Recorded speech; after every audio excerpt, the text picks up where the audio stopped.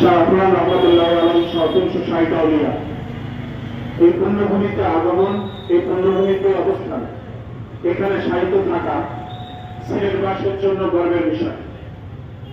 দুঃখ হল এই জায়গায় তাদেরকে উপলক্ষ করে তাদের কবরকে বাজার বানিয়ে এটার আশেপাশে যে একটি পরিবেশ তৈরি করা হয়েছে, এই পরিবেশ আমাদের সামাজিকভাবেও এটা সমর্থিত নয়, ইসলাম কেন্দ্রিক এটা সমর্থিত নয়।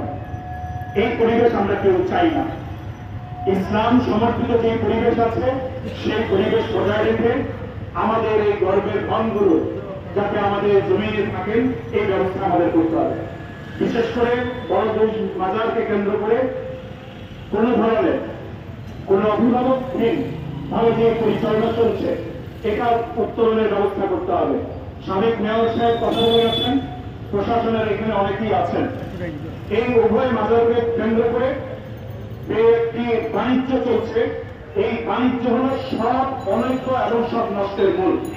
এই বাণিজ্যকে বন্ধ করার জন্য আমাদের সিলেটে ওলামা একরাম, হক্কানি ওলামা একরামদের সমন্বয়ে, প্রশাসনের সমন্বয়ে একটি কমিটি করে এগুলো পরিচালনা করার ব্যবস্থা যদি করা হয় তাহলে এই সমস্যাগুলো থেকে খুব দ্রুত উত্তরণ করা সম্ভব হবে।